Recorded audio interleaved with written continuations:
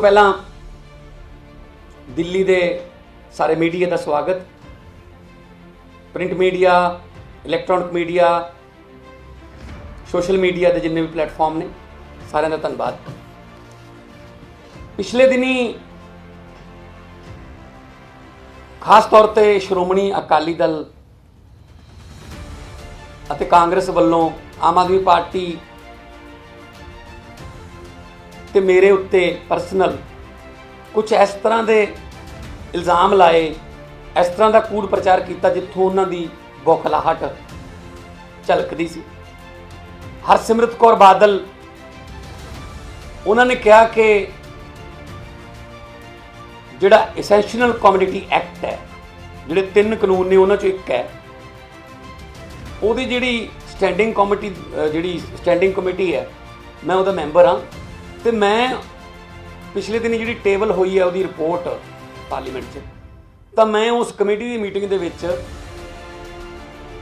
मैं समर्थन किया कि हाँ ये लागू हो जानी चाहिए। तो उन्होंने तो यह भी इल्ज़ाम लाए ने कि असी पूंजीपतियों तो करोड़ों रुपये लैके असी ये समर्थन दिता है। तो हरसिमरत कौर बादल जी ने कहा कि वो मिनट्स जिहड़े ने वो मीटिंग दे पेश करन भगवंत मान, और मैनू बड़ी खुशी है कि मैं अज अपनी जिहड़ी कमेटी है, standing committee on food consumer affairs and public distribution, उहदे ऑफिस दे विचों जिहड़ी लास्ट मीटिंग हुई सी प्राइस राइज दे उत्ते 16/12/2020 16 दसंबर 2020 नूं ਉਹਦੇ मैं मिनट्स लैके आया, लिखती भी ने, प्रिंटड ऑडियो लिखा होया नाल, मैं तुहानूं देऊँगा, मेरे कोल कापियां ने। तो बहुत सारे MP उत्थे बोले जिहड़े भी कमेटी दे विच ने, तो मैं हाईलाइट जिहड़ा मैं करके ओरिजिनल है मैं तुहानूं पहुँचा दूँगा। हाईलाइटेड है, हाईलाइटेड।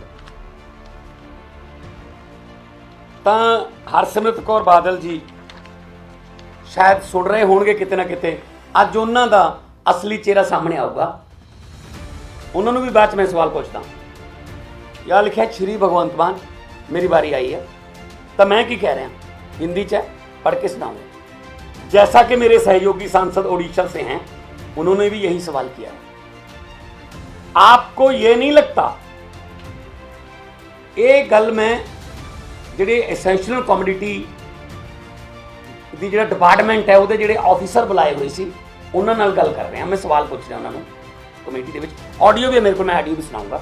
आपको ये नहीं लगता कि जो आवश्यक वस्तु अधिनियम 2020 है, क्योंकि मैं खुद कॉमर्स का विद्यार्थी हूं, इकोनॉमिक्स का एक फेमस फार्मूला है, more supply less demand, less supply more demand. आपको ये नहीं लगता कि हमने प्राइवेट प्लेयर्स को ये सुविधा दे दी है कि वो जितना भी चाहें उतना स्टॉक कर सकते हैं, क्योंकि हमने आवश्यक वस्तु अधिनियम में संशोधन किया है। वह जब चाहेंगे सप्लाई बढ़ा देंगे, जब चाहेंगे सप्लाई कम कर देंगे। इससे उनके हाथों में जरूरी वस्तुओं की कीमतें आ जाएंगी, उनकी मनमर्जी चलेगी। ये मेरे मिनट्स हैं बोले हुए, रिकॉर्डेड पार्लियामेंट से। जब उनको फार्मिंग एक्ट के अधीन चावल खरीदना होगा तब वह 1 महीने पहले ही खरीद लेंगे, जैसा कि नॉर्थ अमेरिका और यूरोप में ऐसा होता है, वहां सौगी और बादाम वगैरह होते हैं, 1 महीने पहले मार्केट में आ जाते हैं, तो प्राइस डाउन हो जाते हैं, तभी वो किसानों से खरीद कर उन्हें स्टॉक कर लेते हैं और उसके बाद अपनी मनमर्जी चलाते हैं। सभापति महोदय जी, जो चेयरमैन है संदीप भट्टाचार्य, जो TMC के हैं, वो चेयरमैन है इस कमेटी के। लोगों के मन में एक भ्रम है कि आप उसको भी क्लियर कीजिए कि कुछ जरूरी वस्तुओं की लिस्ट से हटा दिया गया है। अब ये जरूरी वस्तुएं नहीं रही, जैसे प्याज जरूरी वस्तुओं में नहीं है, टमाटर भी जरूरी वस्तुओं में नहीं रहा। अगर गरीब लोगों के घर में चटनी भी बननी होगी तो सिर्फ प्याज की बनेगी और टमाटर और प्याज तो चाहिए। आप दाल की तरफ ना भी जाएं तो गरीब से गरीब परिवार को कम से कम प्याज तो चाहिए होता है। सर, प्याज की वजह से 2-3 सरकारें बदल चुकी हैं, ये मैंने बोला हुआ है।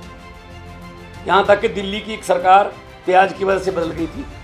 आपको नहीं लगता कि सरकार को इसको अपने हाथों में रखना चाहिए, जरूरी वस्तुओं की कीमतों को, इसेंशियल कमोडिटी, बजाय इसके कि हम किसी का वेट करें? और उसके बाद मैं ये कह रहा हूं कि आप प्राइस डिक्लेयर करने में सिर्फ 20, 21 और 22 अक्टूबर क्यों रखते हो हर साल? डे टू डे आप उसकी मॉनिटरिंग क्यों नहीं करते? आप मेरे इन सवालों का जवाब दीजिए। ये रिकॉर्डेड है, ये मिनट्स हैं। आगे भी एक जगह पे मैं बोला हूं कि सर मेरा एक और पॉइंट है, पंजाब में आलू बहुत उगता है। अक्सर देखा जाता है कि कोल्ड स्टोरेज में रेंट देने के भी काबिल नहीं रहते किसान, क्योंकि रेंट ज्यादा हो जाता है आलू को रखने का और उसकी कीमत इतनी कम हो जाती है कि वो कोल्ड स्टोरेज में ही छोड़ देते हैं कि हमने उठाना नहीं है, कि हमको तो इनका रेंट दे के भी घाटा रहेगा। और बाद में वही आलू 2 महीने बाद ब्लैक मार्केट में मिलता है। किसान जब लेकर आते हैं तो सड़क पर ढेर लगाकर चले जाते हैं कि हमें नहीं चाहिए। खास तौर पे जलंधर के एरिया में आलू काफी उगता है, तो इसमें क्या दिक्कत है? एक पॉइंट मैंने आगे भी उठाया है कि जो इंपोर्ट है उसका कानून, चेयरमैन साहब, कई बार 15 दिनों के लिए एक्सपोर्ट बैन हो जाता है और जैसे ही कीमतें बढ़ती हैं और बड़े पूंजीपति उन शिप्स को अपने कब्जे में ले लेते हैं तो 15 दिन के बाद खोल दिया जाता है, और उसमें मान भी रहे हैं कि हाँ ऐसा होता है। तो मैं आपके सामने ये स्टैंडिंग कमेटी के मिनट्स मैंने रखे हैं। मैं हरसिमरत कौर बादल, जो कि अभी बठिंडा से सांसद भी हैं, 2.5 महीने उनका पूरा परिवार इन्हां बिलों की तारीफ करता रहा, बहुत वधिया बिल ने, ते हुण मेरे ते इस तरह के इल्जाम लाउंदे ने। हरसिमरत कौर बादल जी ने मैं चैलेंज करना चाहना, पहली गल तो यह कि हरेक नूं अपने वर्गा ना समझिया करो कि कोई पूंजीपतियों तो पैसे ले लांगे जां साइन किसी होर तरीके ना करांगे, बाहर जाके कोई होर कहांगे, पार्लीमेंट कुछ होर बोलांगे, लोगों को कुछ होर कहांगे। हुण मैं एक चैलेंज करना चाहना हरसिमरत कौर बादल नूं कि मैं तो अपने मिनट्स जिहड़े ने वो पेश करते पब्लिक जनतक करते अज तुहाडे सामने मीडिया सामने कि मैं विरोध किया सी। अगे कमेटी है, क्योंकि कमेटी के 31 मैंबर ने, ज़्यादातर उहदे विच बीजेपी दे ने, तो उन्होंने तो रिपोर्ट जी देनी है। मेरा विरोध तो, मैं तो लोक सभा भी कल भी विरोध किया जो दिल्ली वाला कानून आया, पर तो ध्वनि मत ना पास कर लेंगे, बहुमत है, पास करना या उत्थे रिपोर्ट देनी अलग गल है, इत्थे रिकॉर्ड से विरोध करना अलग गल है। मैं उन्होंने चैलेंज करदा हरसिमरत कौर बादल नूं, अकाली दल नूं कि हुण तुसीं 5 जून 2020 दे विच ਜਿਹੜੇ ਇਹ ਤਿੰਨੋਂ ਕਾਨੂੰਨ ਆਰਡੀਨੈਂਸ ਦੇ ਰੂਪ ਚ ਕੈਬਨਿਟ ਚ ਆਏ ਸੀ, ਜਿਸ ਕੈਬਨਿਟ ਦੀ ਮੈਂਬਰ ਸੀ ਹਰਸਿਮਰਤ ਕੌਰ ਬਾਦਲ, ਉਹਦੇ ਵੀ ਇਸੇ ਤਰ੍ਹਾਂ ਦੇ ਮਿੰਟਸ ਜਾਰੀ ਕਰਨ।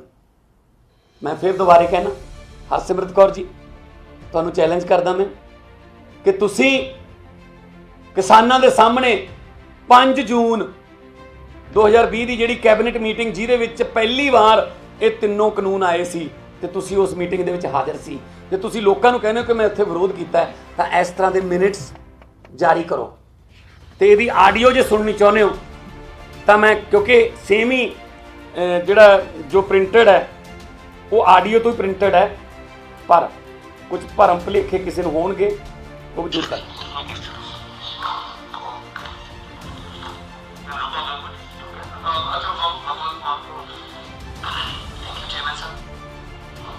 मेरा नाम भगवंत मान है, मैं पंजाब से संगरूर से सांसद हूँ लोकसभा।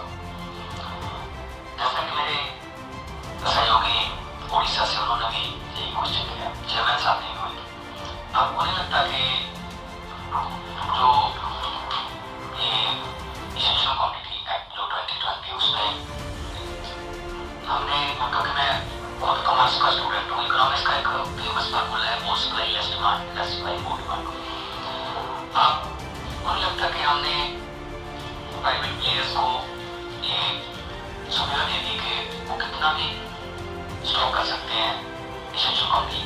जरूरी वस्तु एक्ट में हमने सोल्व कर दिया।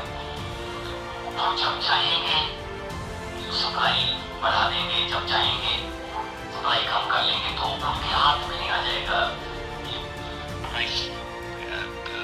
यही मैं पढ़ के सुनाया, क्योंकि मैं वही उसी ऑफिस से ऑडियो भी लेके आया हूँ और उसी ऑफिस से प्रिंट भी लेके आया हूँ।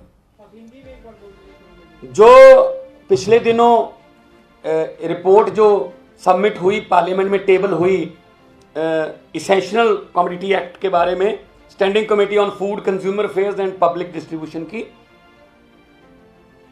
उसमें कुछ विरोधी पार्टियां जो आम आदमी पार्टी की लोकप्रियता से बौखलाहट में हैं, पंजाब में खासतौर पे, उन्होंने कहा कि भगवंत मान उस कमेटी का मेंबर है, भगवंत मान ने साइन कर दिए तो कानून लागू हो गया। 31 मेंबर हैं इस कमेटी के, और जिस दिन उस कमेटी में एसेंशियल कमोडिटी के हमने ऑफिसर्स बुलाए थे, उस दिन जो हुआ उसका ये पूरा खुलासा है। उसमें जो मैंने बोला मेरे नाम पे है, मैं आपको ये दे दूंगा। मैंने ऑलरेडी हिंदी में ये बोल चुका हूँ, मैं दोबारा मेरे ख्याल में बोलने की ज़रूरत नहीं है। मेरे पास ऑडियो भी है, मैंने पेन ड्राइव पे ऑडियो भी ली है। तो मैंने सख्त विरोध किया कि इकोनॉमिक्स का एक फार्मूला है, more supply less demand, less supply more demand. तो आपको नहीं लगता ये कि हमने प्राइवेट प्लेयर्स को ये सुविधा दे दी कि आप जितना मर्जी जखीरेबाजी कर लो, जब चाहे आपने महंगाई बढ़ानी हो तो आप सप्लाई कम कर दो, जब चाहे महंगाई आपके लेवल पर चली गई, आप जो चाहते हो उस रेट पर चली गई, तो सप्लाई आप शुरू कर दो। तो इसेंशियल कमोडिटी जरूरी वस्तुओं में से प्याज और टमाटर को क्यों निकाल दिया गया, जबकि गरीब से गरीब घर में भी चटनी भी बनानी हो तो प्याज और टमाटर तो यूज होते हैं ना, इस्तेमाल होते हैं। तो क्या अब प्याज और टमाटर जरूरी वस्तु नहीं है? तो आप निवाले छीन रहे हो गरीबों से। इस बात पे मैंने आपत्ति उठाई कि गवर्नमेंट को अपने हाथ में रखना चाहिए था ये जो कीमतों का, जो कि कब किसने जखीरेबाजी कितना स्टोरेज करना है, कितना। और पार्लियामेंट में भी जब ये कानून आया था 15 सितंबर को, मैंने तब भी कहा था कि असल में ये एक्ट नहीं है, ये लाइसेंस है जखीरेबाजों के लिए कि आप जितना मर्जी आप स्टोरेज कर सकते हो। तो इस पे अकाली दल और कांग्रेस वाले मेरे पे भड़के कि भगवंत मान उस कमेटी का मेंबर था, इसने समर्थन किया। मैंने वही आज साबित किया कि मैंने समर्थन नहीं किया, मैंने अपना विरोध जताया। आम आदमी पार्टी सड़क से लेकर संसद तक तीनों कानून का विरोध करती आ रही है और करती रहेगी, कर रहे हैं अभी भी। किसान महासम्मेलन किया अभी पंजाब में 2 दिन पहले, अरविंद केजरीवाल वहां गए थे, कितनी भारी संख्या में लोग वहां पे आए। मेरठ में हमने किसान महापंचायत की, हम किसानों की सेवादार बन के दिल्ली में भी सेवा कर रहे हैं। तो अब मैं हरसिमरत कौर बादल जो मेरे पे इल्जाम लगा रही हैं, उनको चैलेंज करना चाहता हूं, उनको पूछना चाहता हूं, उनको सवाल पूछना चाहता हूं कि आप जिस समय ये तीनों एक्ट खेती वाले ऑर्डिनेंस के रूप में आए थे कैबिनेट में प्रवानगी के लिए, तो आप उस कैबिनेट की सदस्य थी, आप फूड प्रोसेसिंग मिनिस्टर थी, और ये फूड प्रोसेसिंग के साथ ही रिलेटेड है कानून तीनों। तो आपसे बिल्कुल जरूर मशवरा लिया गया होगा। कृपया आप इस तरीके से, जैसे मैं लेके आया हूं, इस तरीके से कैबिनेट की प्रोसीडिंग्स के मिनट्स आप निकालिए, क्योंकि पब्लिक में आप कह रही हैं ना अब कि मैंने तो विरोध किया था, जबकि 2.5 महीने पूरा परिवार इनका, बादल परिवार, इन बिलों की तारीफ करता रहा कि बहुत अच्छा बिल है, और 3 दिन के अंदर अंदर वो ये मिनट्स जारी कर दें कि उन्होंने क्या बोला था। उनसे जो सलाह ली गई थी फूड प्रोसेसिंग मिनिस्टर के तौर पे, उसमें क्या लिखा था। उसके बाद फिर मैं जो अगली मीटिंग हुई हमारी, जिसमें FCI के माध्यम से मैं MSP पे बोला हूं, वो भी जनतक करूंगा। तो मेरे पास ऑडियो है, मेरे पास ये रिकॉर्ड भी है, आप ले भी सकते हो, मेरे पास PDF फाइल है, मैं आपको भेज दूंगा, मेरे पास इसका व्हाट्सएप भी है ऑडियो का, मैं आपको भेज दूंगा। तो इससे ये पता चलता है कि पंजाब में आम आदमी पार्टी की लोकप्रियता और अरविंद केजरीवाल का किसानों के आंदोलन को समर्थन देना, चाहे स्टेडियम को जेल ना बनाने का निर्णय, चाहे वो वाईफाई, कंबल से लेके लंगर तक, और किसानों का भारी गिनती में आम आदमी पार्टी के किसान महासम्मेलन में मोगा के पास बागा पुराना में पहुंचने से ये दोनों पार्टियां बौखलाहट में हैं और अनाप शनाप कूट प्रचार कर रही हैं। उसका हम कड़े शब्दों में उसकी निंदा करते हैं और उनसे भी मांग करते हैं कृपया अपना भी रिकॉर्ड दिखाएं। आज ये क्लियर हो जाएगा। तो पंजाबी मीडिया बैठा, इन्होंने तो काफ़ी चलाया था, तो इनको भी मैं कहूँगा कि कृपया उनसे सवाल पूछिए कि भगवंत, हाँ जी, ये 16/12/2020 जो 5 जून 2020 कैबिनेट में जब ये ऑर्डिनेंस के रूप में तीनों बिल आए थे, तो उसी के बाद से तो ये शुरू हुआ।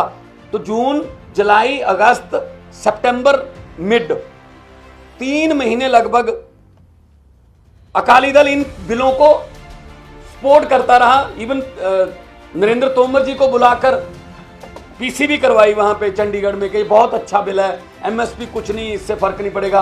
अचानक 15 सितंबर को सुखबीर बादल कह रहे हैं ये तो बहुत ही खतरनाक बिल है, ये तो मैंने पढ़ा ही नहीं था। तो 2.5 महीने तारीफ क्यों की अगर पढ़ा ही नहीं था। आज संसद में बोल रहे थे हरसिमरत कौर, हालांकि उनका माइक ऑन नहीं था, कि काले कानून का, अब ये काले हो गए। जब आप सपोर्ट कर रहे थे तो सफेद थे। गिरगिट भी शर्मा आ जाएगा, इतने रंग बदलते हैं ये। तो मैं ये आपको रिकॉर्ड भी दूंगा और आपका धन्यवाद भी करता हूँ। मैं पार्लियामेंट में अभी जाना है क्योंकि पार्लियामेंट का हाउस चल रहा है और मैंने बोलना है। तो